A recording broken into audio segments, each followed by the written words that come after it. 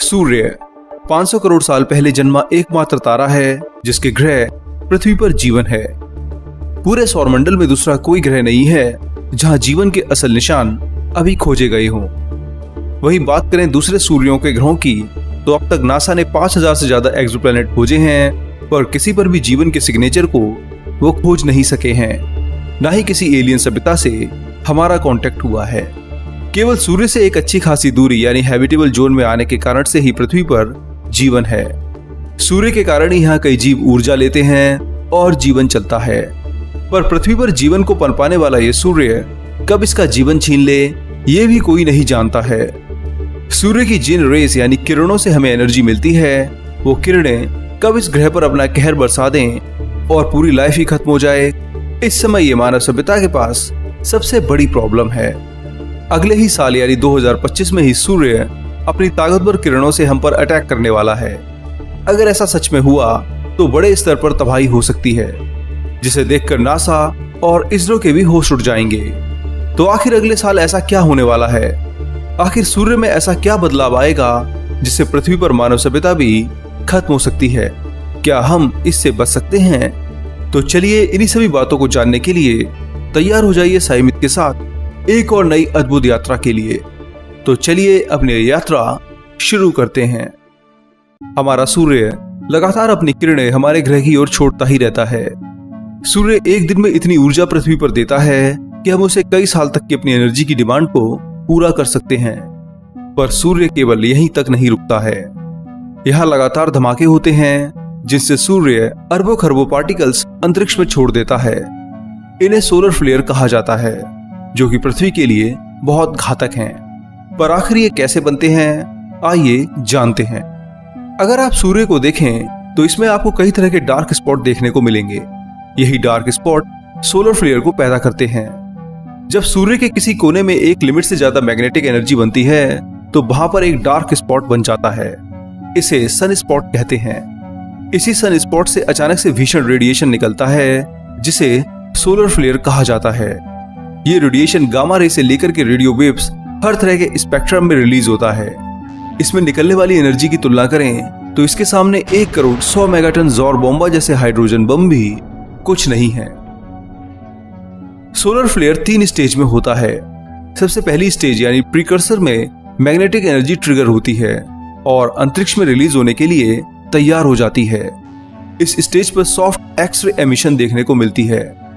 इसके बाद दूसरी इंपल्सिव स्टेज में प्रोटॉन और इलेक्ट्रॉन जैसे पार्टिकल्स एक्सेलरेट होना तैयार हो जाते हैं। यहाँ पार्टिकल स्पीड इतनी तेज होती है कि करीब लाइट स्पीड के बराबर बन जाती है। इसके साथ साथ इसी स्टेज में हार्ड एक्स-रे और शक्तिशाली गामा रेस के साथ साथ रेडियो वेव्स भी रिलीज होती हैं। इसके बाद थर्ड स्टेज आती है जिसे डीके स्टेज कहते हैं। इस स्टेज में गर्म प्लाज्मा ठंडी होने लगती है और पार्टिकल्स का एमिशन धीमा हो जाता है। धीरे धीरे कुछ मिनटों और घंटों में सोलर फ्लेयर ठंडी होकर खत्म हो जाती है। ये तीनों स्टेज सोलर फ्लेयर की इंटेंसिटी पर निर्भर करती हैं। ज्यादा ताकतवर फ्लेयर कई घंटों के बाद थमती है तो छोटी फ्लेयर्स कुछ ही मिनटों में बनकर स्पेस में रिलीज होकर शांत पड़ जाती हैं। पर इनकी ताकत अपार होती है। एक बड़े स्केल पर रिलीज हुआ सोलर फ्लेयर हर सेकंड करीब 10 to the power 25 joule energy release करता है। ये एनर्जी इतनी ज्यादा है कि करीब 1 करोड़ ज्वालामुखी भी इसकी बराबरी नहीं कर सकते हैं। पर सूर्य के पर्सपेक्टिव से देखें तो सूर्य की 1 सेकंड की एनर्जी एमिशन का ये केवल 10% ही है। यानी 10 सोलर फ्लेयर मिलेंगे तब जाकर के सूर्य की 1 सेकंड के लिए बराबरी कर पाएंगे। इसी से आप इनकी एनर्जी और सूर्य की ताकत को समझ सकते हैं। हालांकि सोलर फ्लेयर की ये आंधी हमेशा हमें दिखाई नहीं देती है। सूर्य हर 11 साल की एक साइकिल को पूरी करता है, जिसमें सोलर फ्लेयर अपने सबसे मिनिमम पॉइंट से होती हुई मैक्सिमम पॉइंट तक जाती है। इस पॉइंट को सोलर मैक्सिमम कहते हैं और इस समय हम इसी 11 साल की साइकिल के मैक्सिमम पॉइंट पर हैं। अगले साल यानी 2025 में सूर्य अपनी विनाश लीला मचा सकता है। पर क्या पृथ्वी पर हम प्राणी इससे बच सकते हैं? जिस दिन कभी भयानक सोलर स्टॉर्म पृथ्वी पर टकराएगा तो क्या होगा, आइए जानते हैं। सोलर फ्लेयर डायरेक्टली पृथ्वी के सरफेस को तबाह नहीं कर सकती हैं। हमारी पृथ्वी का मैग्नेटिक फील्ड इन्हें आराम से रोक सकता है। बस वही चीजें इन पार्टिकल्स की आंधी में बह सकती हैं जो इन पार्टिकल से सीधा प्रभावित हों। स्पेस में पृथ्वी की परिक्रमा कर रही सैटेलाइट के इलेक्ट्रॉनिक, उनका जीपीएस खराब हो सकता है या फिर पूरी सैटेलाइट ही फेल होकर पृथ्वी पर गिर सकती है। इसके अलावा हर तरह की पावर ग्रिड भी फेल हो सकती है। इन पावर ग्रिड की मदद से आपके घर में लाइट आती है, तो जब ये ग्रिड फेल हो जाएंगे तो आपके शहर और पूरे देश में ब्लैकआउट हो सकता है और कई दिनों और हफ्तों तक आप बिना लाइट के ही रहेंगे। पर केवल सोलर फ्लेयर से हमें खतरा हो ऐसा नहीं है। सूर्य, जो कि प्लाज्मा की गेंद है, कई बार अपने मैग्नेटिक फील्ड के ट्विस्ट होने और रीअलाइनमेंट के कारण अरबों खरबों टन प्लाज्मा स्पेस में रिलीज कर देता है, जिसे कोरोनल मास इजेक्शन कहा जाता है। ये प्लाज्मा करीब 3000 किलोमीटर पर सेकंड की स्पीड से सीधा भागने लगता है। दूसरी बात, ये मैग्नेटाइज भी होता है। करीब 15 से 18 घंटों में ये सीधा पृथ्वी की ओर आ सकता है। लेकिन जब ये पृथ्वी से टकराता है तो हमें इसका कुछ पता नहीं चलता है, क्योंकि पृथ्वी का मैग्नेटिक फील्ड और एटमॉस्फेयर हमारी इससे रक्षा करता है। कोरोनल मास इजेक्शन यानी सीएमईस जब पृथ्वी के मैग्नेटिक फील्ड से अलाइन हो जाता है और दोनों के मैग्नेटिक फील्ड मर्ज हो जाते हैं, तब भीषण तबाही की शुरुआत होती है। एक जियोमैग्नेटिक स्टॉर्म यानी एक महाभयानक तूफान शुरू हो जाता है। सबसे पहले ये पृथ्वी के नॉर्थ और साउथ पोल पर बेहद विशाल अरोरा की फॉर्म में दिखाई देते हैं, पर इंसानों को इससे भी कोई खतरा नहीं होता है। सीएमई सबसे ज्यादा तबाही इलेक्ट्रॉनिक डिवाइस के ऊपर मचाते हैं, क्योंकि ये डिवाइस इलेक्ट्रिसिटी से चलते हैं और मैग्नेटिक फील्ड से ही इलेक्ट्रिसिटी बनती है। तो सीएमई इस इलेक्ट्रिक मशीन को पूरी तरह खराब कर सकते हैं। सोचिए, अचानक से आप किसी काम में बिजी हों और पूरे शहर की लाइट चली जाए, ट्रांसफार्मर फेल हो जाएं और कोई भी इलेक्ट्रॉनिक डिवाइस काम ना करे और जिसे आप ऑन करने जाएं वो आपको करंट मार दे। सीएमई इस तरह सब कुछ बर्बाद करने की ताकत रखती है। स्पेस में सैटेलाइट और स्पेस मिशन कर रहे एस्ट्रोनॉट सबसे पहले इसकी चपेट में आएंगे।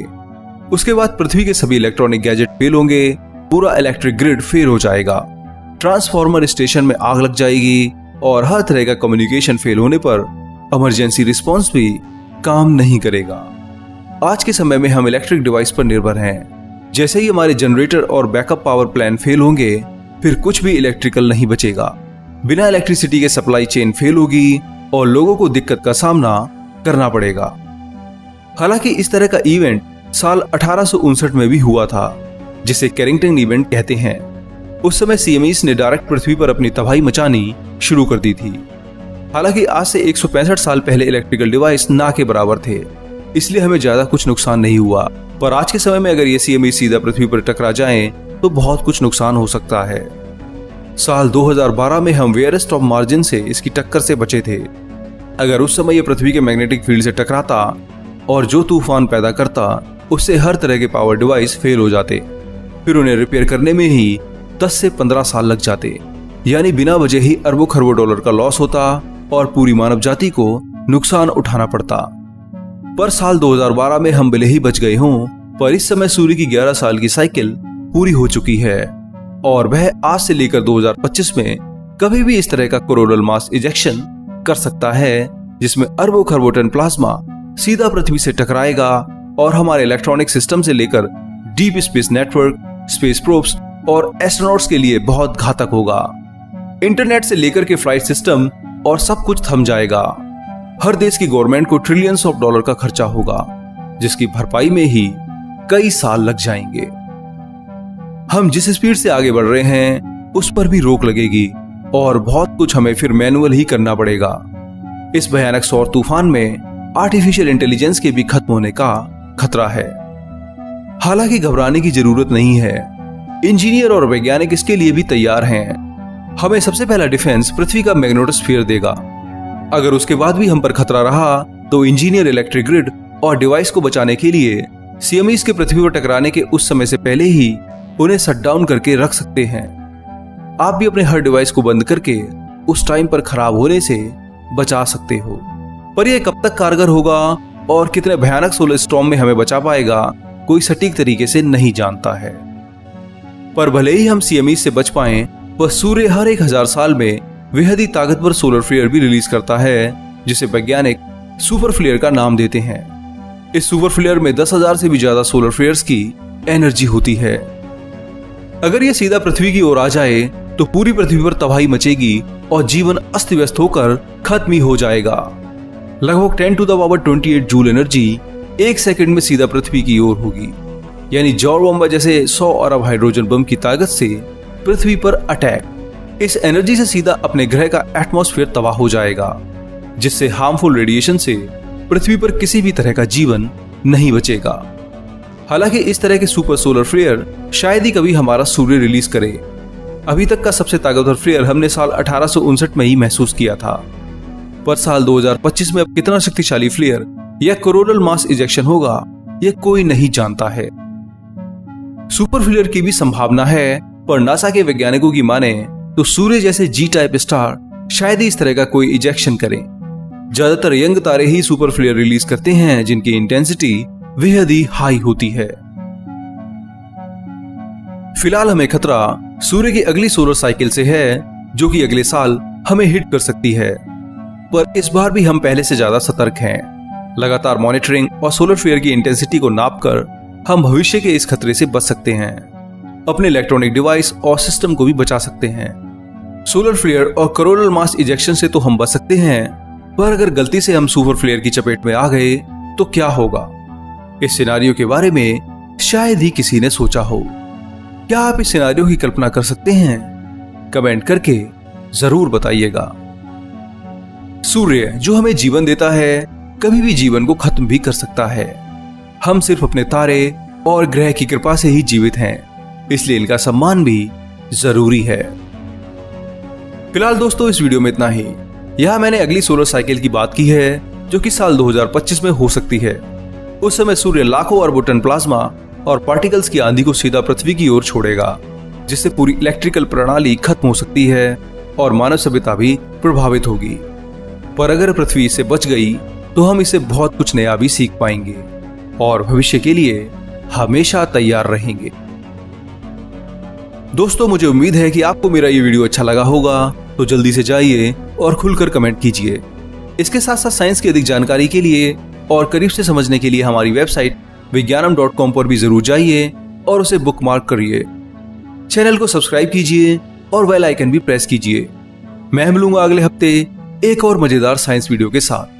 तब तक के लिए नमस्कार, जय हिंद, आपका दोस्त शिवम।